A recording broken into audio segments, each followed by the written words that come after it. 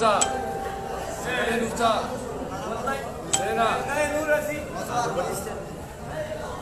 Akkas namni seenaa mee seenaa gammachiisaa kaasii seenaa warri gagetanii uumaa miti kuntu ayyuu godhaa akkuma dandeettanii sheera godhaatiin argitanii sagalee kan nuti taatan barbaanna waa hedduu rakkoon nuti qabnu gama dhukkubbii irraallee yookaan namoota tokko darbeetiin dhukkubni qaamaallee ni jira kan gogaa irraan nama yayyaa'u kanas walumaa galatti mana yaalaanis namni argatu hin jiru dhukkuba garaa isaatis ni jira. Dhukkuboota garaagaraatiin as keessa saaxilamuun jirra dawaadha jennee dawaan hin argamu mana yaalaatti yoo jenne namni mana yaalaa nu geessu hin jiru lammii teenya jirma qabnaati sagalee akka nu taatan barbaanna mee sheer godhaa namni hedduun jiru laan gammaatitti nama muraasa qofa sheer godhaa akkana lammii teenya.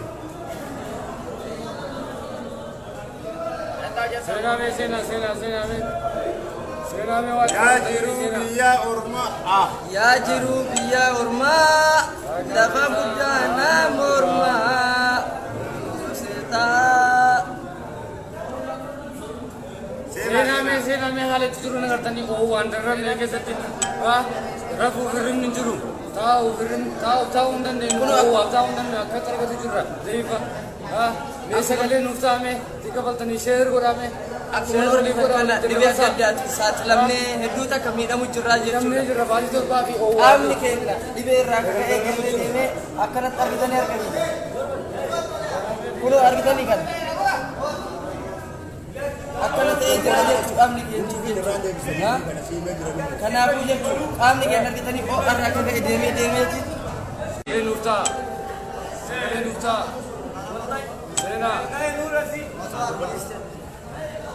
Akkas namni seenaa mee seenaa gammachiisaa kaasii seenaa warri gagetanii uumaa miti kuntu ayyuu godhaa akkuma dandeettanii sheera godhaatiin argitanii sagalee kan nuti taatan barbaanna waa hedduu rakkoon nuti qabnu gama dhukkubbii irraallee yookaan namoota tokko darbeetiin dhukkubni qaamaallee ni jira kan gogaa irraan nama yayyaa'u kanas walumaa galatti mana yaalaanis namni argatu hin jiru dhukkuba garaa isaatis ni jira.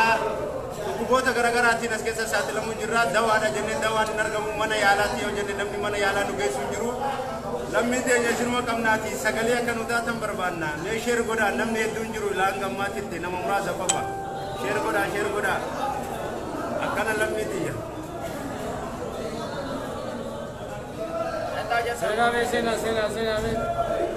Yaa jiru biyya ormaa. Yaa jiru biyya ormaa lafa guddaa nama ormaa seetaa. Seenaa mee haala itti jiru nagartanii waan darramne keessatti rafuu hirribni hin jiru taa'uu hin dandeenyu taa'uu hin dandeenyu akka argatu jirra zayyifa mee sagalee nuuf taa'ame xiqqa faltanii sheer godhame. Dhibee addaatti saaxilamnee hedduu takka miidhamu jirraa jechuudha. Qaamni keenya dhibee irraa akka eegalee deemee akkanatti argitanii kunoo argitanii kana akkana ta'ee jira jechuudha qaamni keenya. Kanaafuu jechuudha qaamni keenya argitanii irraa akka ga'e deemeeti. Akkanatti jijjiiramee jira jechuun isin garsiisa. Akkanatti jijjiiramee jira jechuudha qaamni keenya argitanii irraa isin ta'e lammii birmata akka nu birmattan hedduu takka miidhama guddaa irra jira jechuudha.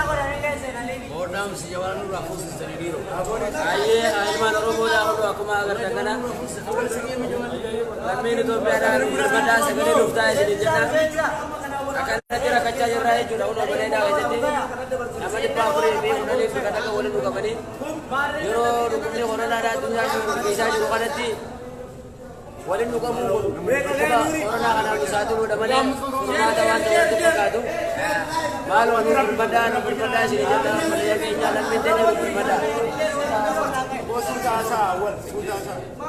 namne legi hai jangan lala jitne share nu goda wale bola hunda bola demi lala tu zakran nu ga sini jada dole de jaga kali wale dia ko masih jalan kali ka sena me share nu goda share nu goda kaya sai bot kalas Abore se atina kana.